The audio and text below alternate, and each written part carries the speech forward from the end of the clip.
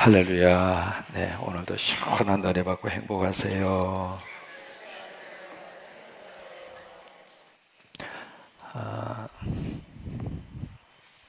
에레미야 7장과 그리고 26장 이 두 장이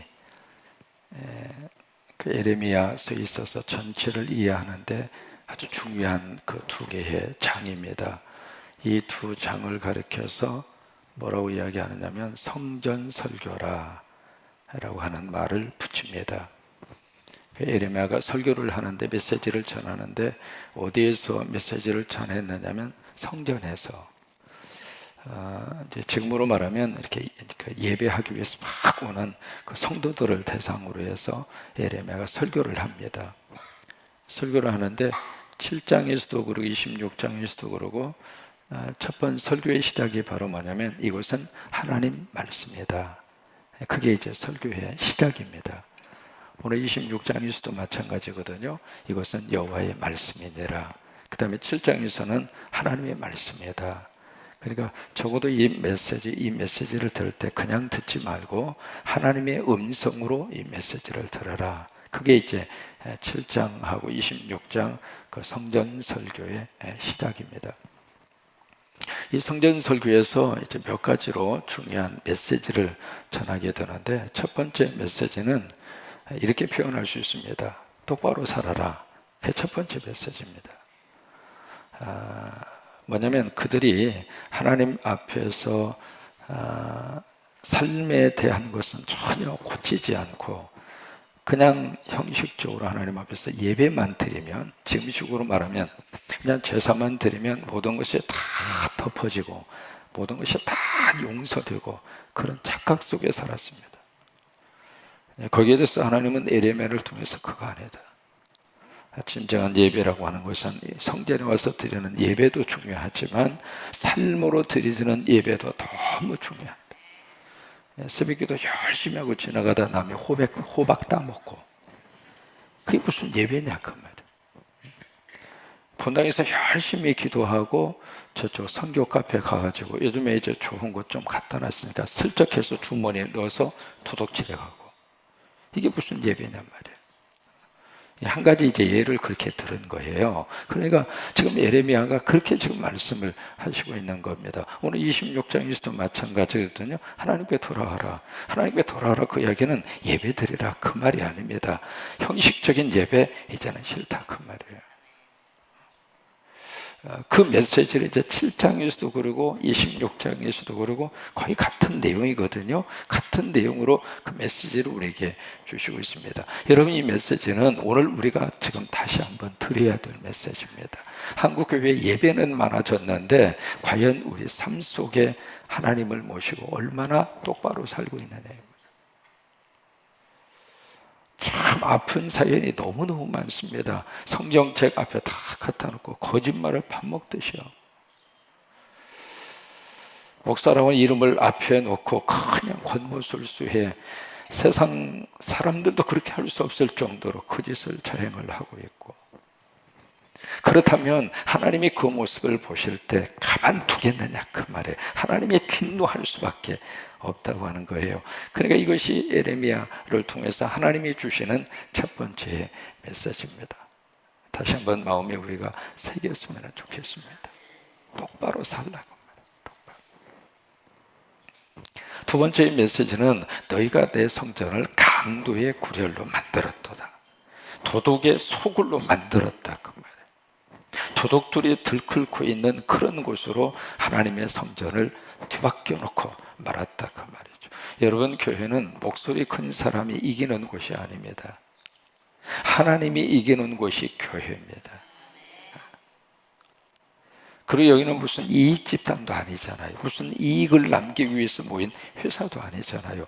교회는 철저하게 무엇을 남기기 위해서 모인 그런 곳이 아니거든요. 그저 하나님, 작든 많든 하나님의 이름으로 모여서 하나님을 드러내고 하나님의 영광을 드러내고 하나님의 역사를 나타내고, 그게 교회지. 무슨 교회가 그냥 그냥 엄청난 비즈니스, 무슨 대기업을 만드는 것처럼 그게 교회의 시작이 아니잖아요. 근데 우리가 지금 착각하고 있는 거예요.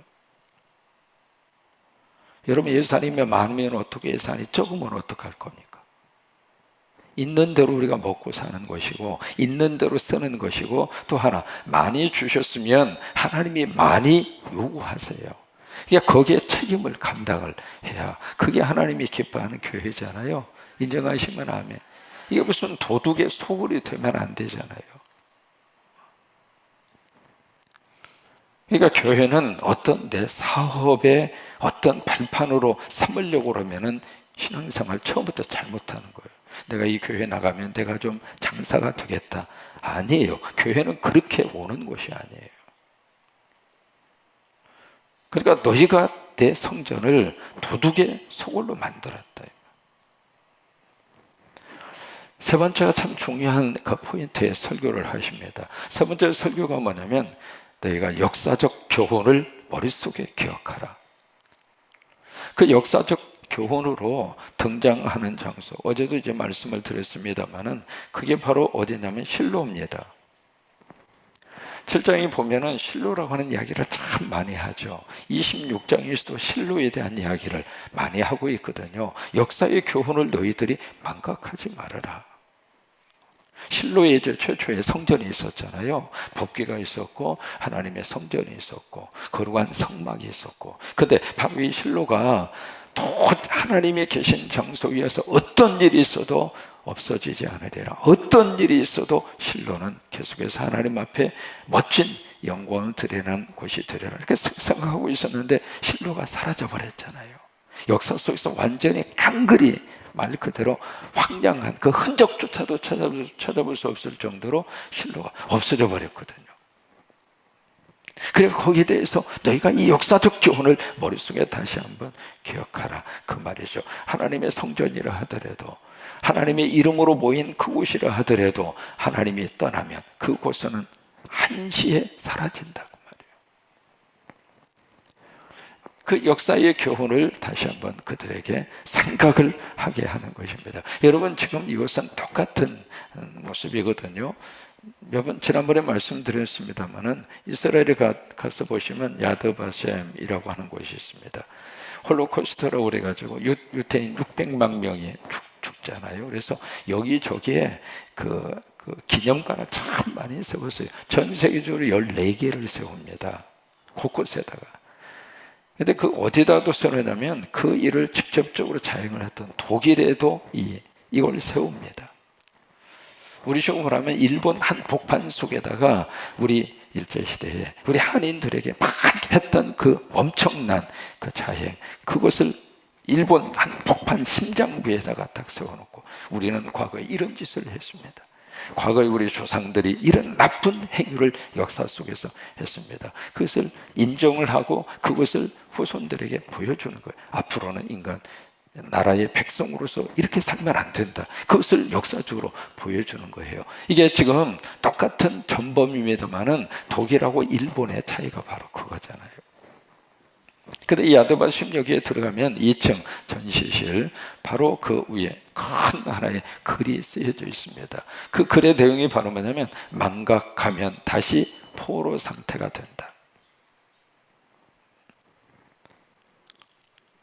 잊어버리면 다시 과거로 돌아가는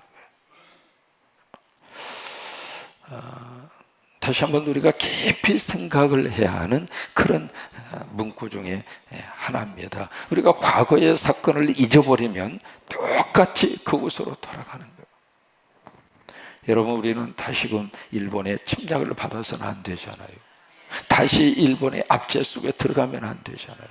경제적으로든 군사적으로든 아니면 그 어떤 사상적으로든 문화적으로든 우리가 그들의 지배하에 들어가면 안 되잖아요. 그렇다면 그렇지 않기 위해서는 과거의 역사의 교훈을 다시 머릿속에 깊이 인지해야 돼요. 그래서 그 세 가지의 메시지를 7장과 26장, 특히 7장 같은 경우에 있어서는 메시지만 나와요. 쭉 이 성전 설교의 메시지만 쭉 나오는데 26장에서는 그 메시지에 대한 반응이 26장에 기록이 됩니다. 반응이 어떻게 나오는가? 두 가지로 나옵니다. 첫째는 제사장과 선지자들의 반응이 나오고, 두 번째는 고관. 여기 고관이라고 하는 것은 정부 관료입니다. 그리고 백성들의 반응이 나옵니다. 이 선지자와 제사장들은 어떤 반응을 보이는가? 에레미야를 죽이려고 그래요. 그래서 오늘 막 선동을 하는 거예요. 저 에레미야, 저 친구 무슨 이야기 하는 거야? 예배드리기 위해서 쫙 지금 왔는데, 우리 식으로 말하면 저 입구에 서서 막 지금 설교를 하는 거야. 하나님의 말씀이다. 이 성전 없어진다. 이 교회당 무너진다. 당신들 말이야, 똑바로 살지 않고 이것을 도둑의 소굴로 만들고 역사의 교훈을 망각하고 계속 하나님 없이 예배가 모든 것을 다 해결해 주는 것은 아니다. 그러면서 앞으로 이런 식으로 계속 살면 이 교회 무너진다, 문 닫는다, 사라진다. 그래서 막 그 메시지를 선포하니까 거기에 제사장과 선지자들이 막 열불난 거예요. 이놈 잡아 죽이라고. 그러자 오늘 에레미야가 지금 백성들과 고관들을 놓고 다시 한번 이야기합니다. 그래, 몇 가지로 이야기합니다.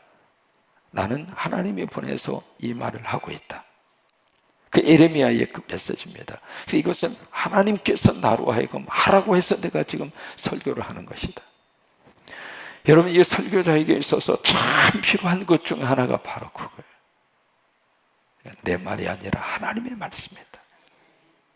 근데 그렇게 전할 수 있는 설교자의 용기도 필요하고, 또 하나 그 설교를 들을 줄 아는 청중도 필요한 거예요.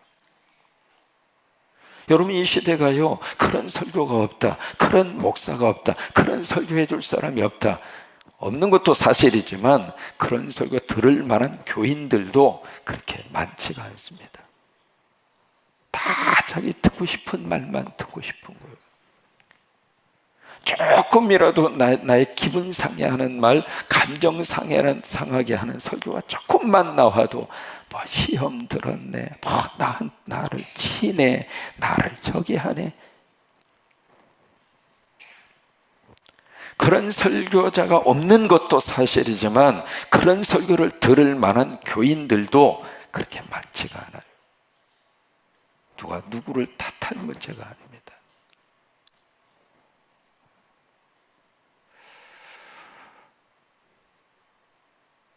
그러니까 지금 여기에 제사장과 선지자들은 앞장서서 이 에레미야를 막 죽이려고 그러는 거예요. 이제 그러고 보면은 사실은 교회의 리더라고 생각하는 사람들이 사실은 더 큰 문제예요. 목사들이 더 큰 문제고, 평생 그 교회 섬기면서 교회 리더라고 생각하는 분들이 사실은 그게 더 하나님의 말씀으로 들려야 영혼이 살아있는 거잖아요. 그 말씀이 하나님의 말씀이라고 하는 선포가 주어졌을 때 아멘 하면서 엎드릴 수 있는 믿음의 자세를 가져야 믿음이 있는 사람이잖아요. 그런데 그 사람들이 오히려 더 앞장서서 하나님의 말씀이라고 증거되는 그 사람을 죽여버리려고. 여러분, 오늘날은 어떻습니까? 다시 한번 마음속에 성령의 음성을 다시 한번 들어야 되는 그런 순간이죠.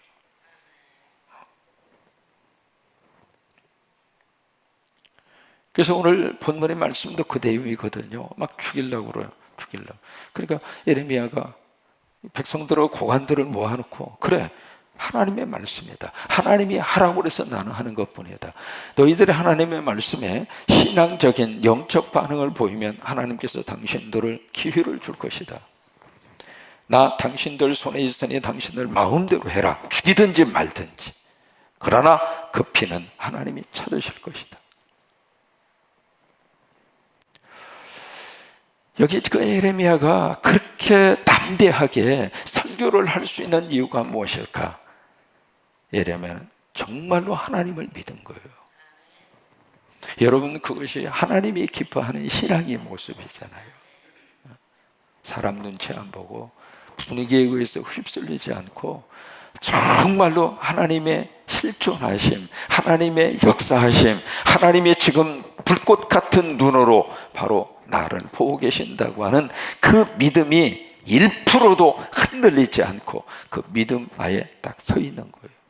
그러니까 그 설교할 수 없는, 아니 설교를 하지 못하게 하는 그 분위기 속에서도 그냥 불에 거룩한 하나님의 메시지를 가감하지 않고 그들에게 쏟아부을 수가 있었던 거예요.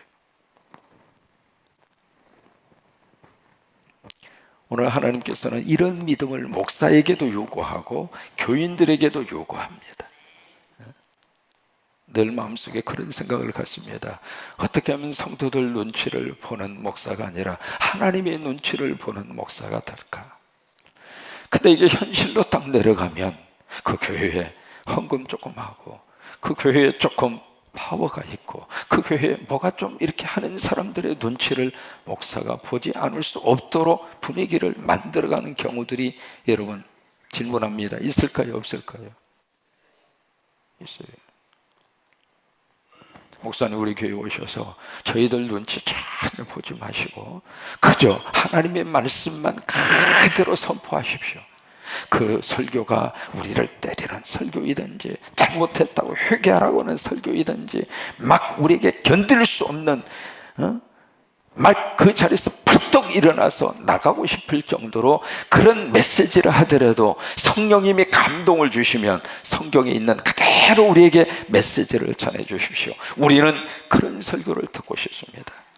그냥 우리의 귀를 즐겁게 하고 그냥 복이나 받으라고 하고 그냥 잘 된다고 하는 그 메시지, 그런 메시지보다도 정직하게 이 시대를 향하신 하나님의 말씀의 메시지를 우리가 듣고 싶습니다. 당신은 우리 교회에서 목회하는 동안 그렇게 설교를 해 주십시오 라고 요청하는 교인보다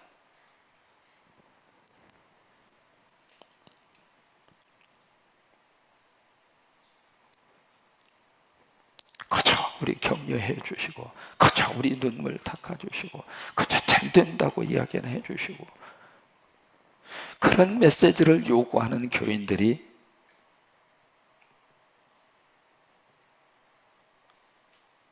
앞에서 말씀드린 교인들하고 비교해 볼 때 과연 어느 쪽에 더 많을까요?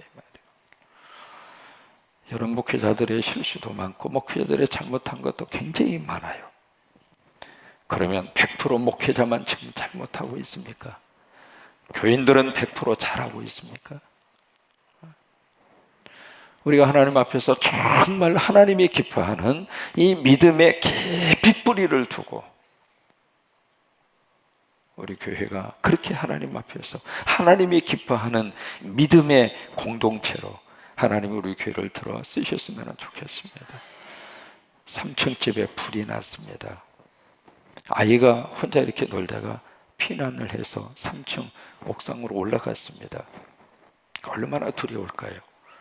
그러니까 소방서 저희가 와가지고 밑에 매트리스를 깔고 애한테 빨리 뛰어내리라고. 근데 애가 팔팔 떨면서 두려워서 그 불길 속에서 뛰어내리지를 못하고 막 자지러지 울고 그러고 있습니다. 근데 그 소식을 누가 들었는가? 엄마가 들었습니다. 엄마가 듣고 막 쫓아가서 그 애를 향하여 애 이름을 부르면서 아가야 얼마나 무서워. 엄마 여기 있어. 그러니 엄마 믿고 뛰어내려. 여러분, 그 애가 뛰어내렸을까요? 안 뛰어내렸을까요? 왜요? 엄마니까. 하나님을 그렇게 생각하자 그 말이에요. 우리가 하나님을 이웃집 아저씨처럼 그렇게 생각하지 말고 하나님을 그렇게 우리가 인정하고 그렇게 좀 받아들이면서 살면 안 좋을까? 그것이 하나님이 기뻐하는 믿음의 너무 귀한 모습이에요. 우리가 그런 믿음으로 우리나라의 미래도 하나님께서 도와주시기를 바라고, 우리가 그런 믿음으로 오늘 하루 불볕 무더위 속에서도 짜증내기 쉽고 스트레스 받기 쉬운데 이런 속에서도 오늘 하루도 주 안에서 잘 보내는 하루가 되시기를 주의 이름으로 축원합니다.